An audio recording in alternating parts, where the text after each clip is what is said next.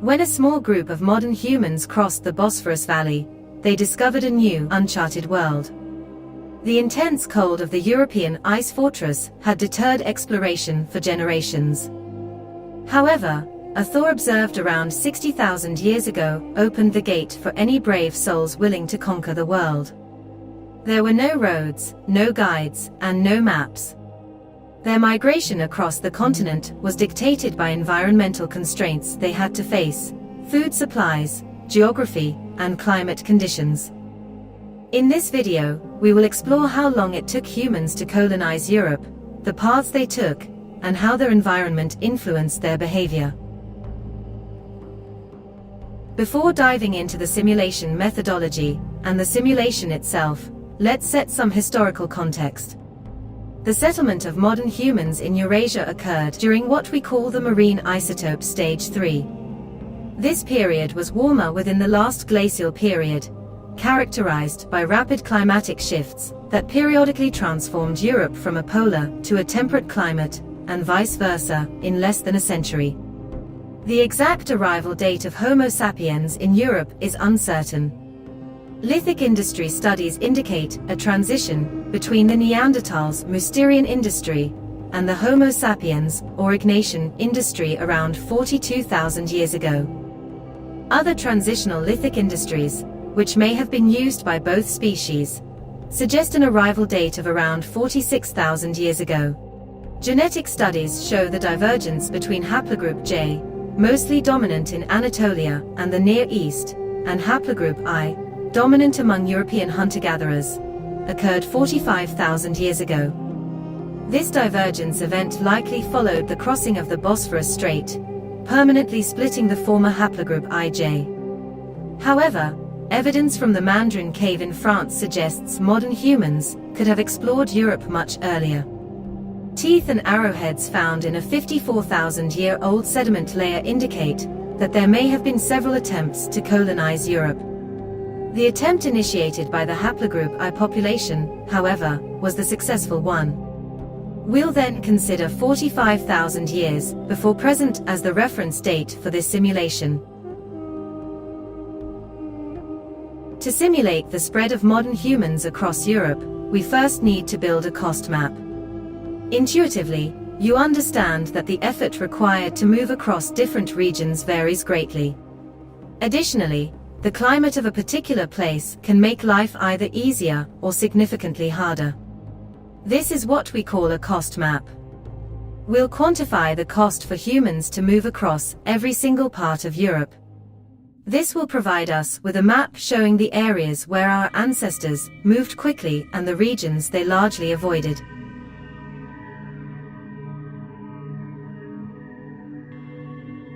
What did Europe look like 45,000 years ago?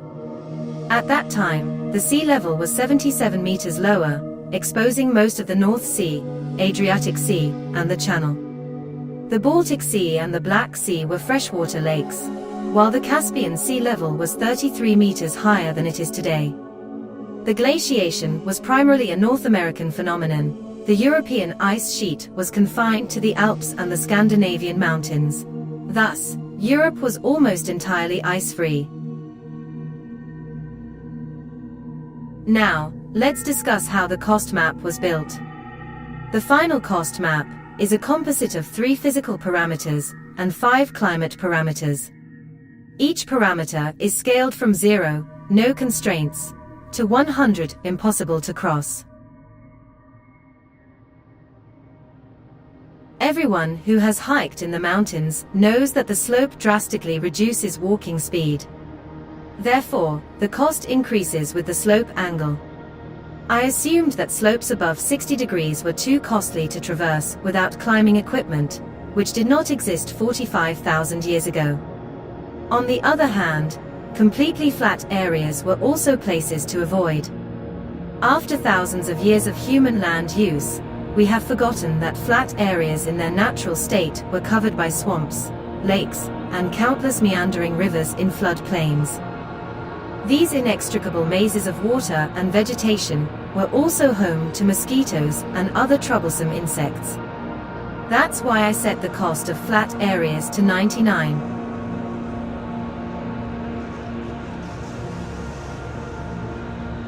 The higher you go, the less oxygen there is. Above 3,000 meters, people start to feel the effects of oxygen deprivation, and above 5,300 meters, no one can survive more than one day without oxygen supplies. Thus, I applied an exponential cost level above 3,000 meters and excluded all places above 5,300 meters from migration routes.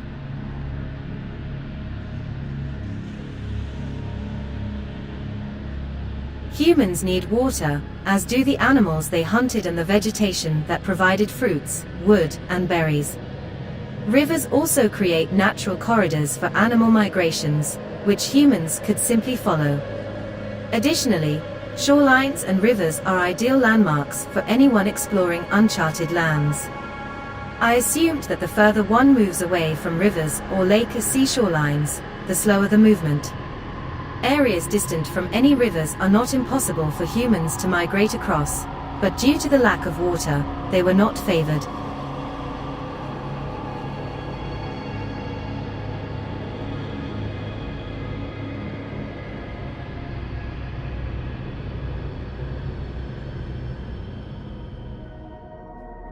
Let's move on to the climatic cost parameters. Europe was dominated by a continental climate. The polar continental climate border shifted 1,600 kilometers southward compared to the modern border, while temperate climate was confined to Italy and the Bay of Biscay in France.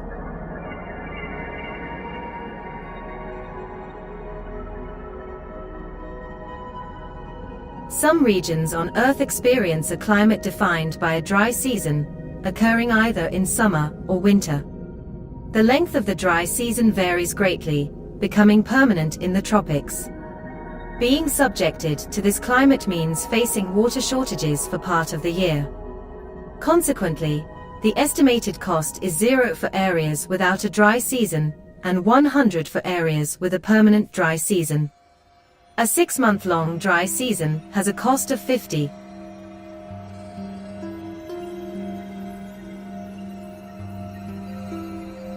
Cold is unpleasant. No one wants to travel when temperatures drop below 0 degrees Celsius. The number of months with average temperatures below 0 degrees Celsius is called the frozen season. When the duration reaches 12 months, it means snow never melts and progressively forms ice. I applied the same logic as for the dry season, with a cost of 0 for no frozen season, and 100 for a 12-month-long frozen season. I assume ice sheets are prohibitive for any migration.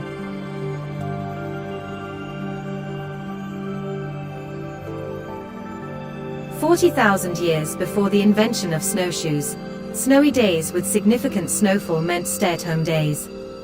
When snow depth exceeded 30 centimeters, it became an impractical struggle to walk. I calculated the number of months in a year when the daily average snowfall exceeded 30 centimeters. Then assigned a cost level ranging from 0 to 100.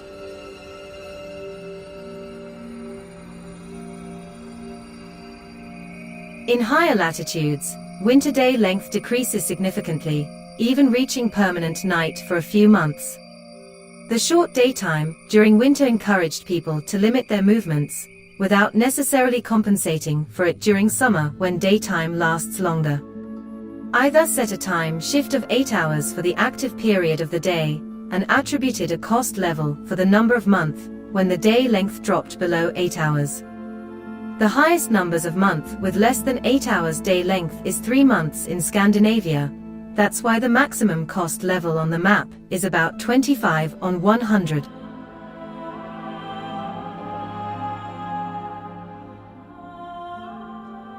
The last parameter is not strictly a climate parameter, but we need climate data to model the forest cover in Europe. While a good hiker can walk at 5 kilometers per hour, traversing a dense, uncharted forest without any hiking trail reduces walking speed to less than 500 meters per hour. After extracting monthly rainfall and temperature data for each biome inventoried in the WWF Terrestrial Ecoregions database, the vegetation cover of Europe 45,000 years before present looked like this. In brown are lands with no trees, which are either tundra, shrublands, steppes, or grasslands. In green are areas with only forest biomes, while the vast olive green area corresponds to a mix of both. To create the cost level map, I turned the mixed area into a gradient, ranging from grasslands with a cost level of 0 to forest with a cost level of 90.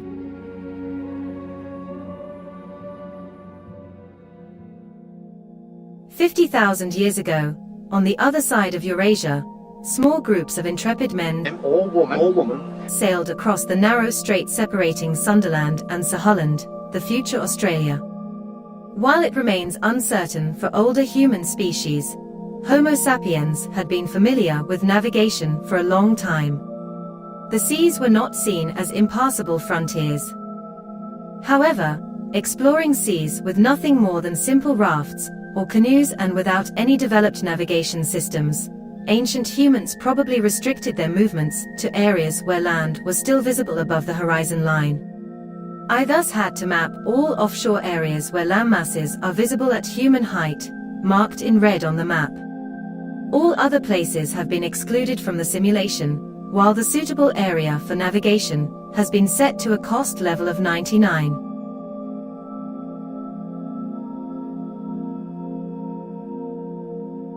We now have all the necessary parameters to build the final cost map. The question is, how do we combine these maps to create one? After several experiments, I retained 3 cost models. In the first model, I calculated the average cost values for each cell of the final map.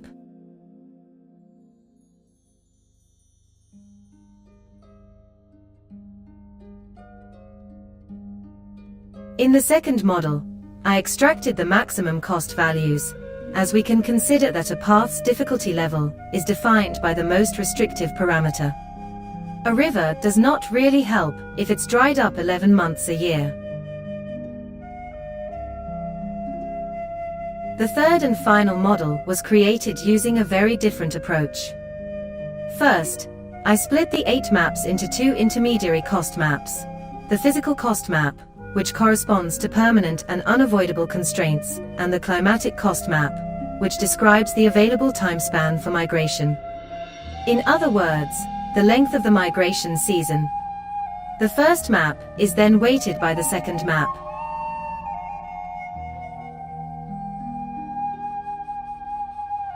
The next step to simulate human spread is to convert the cost level to migration speed. In this paper, the authors proposed an average migration speed of 800 meters per year from the Bosphorus Strait to the Atlantic Ocean. We now need to weight this value by the cost maps. I proceeded as follows. I extracted the median value of the cost raster maps.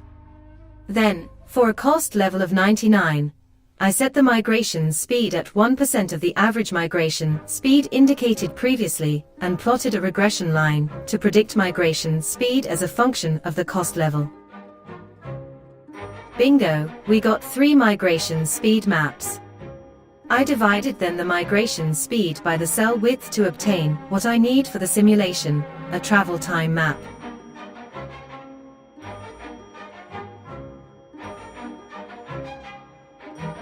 One last thing to take into account.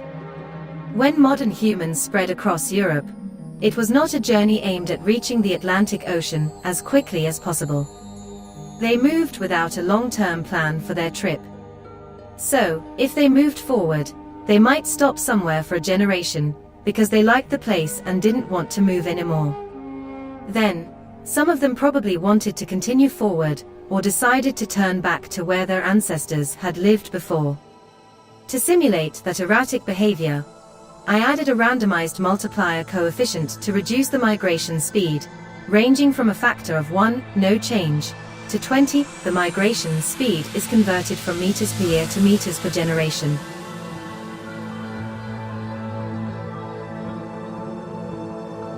Please now watch the resulted simulation.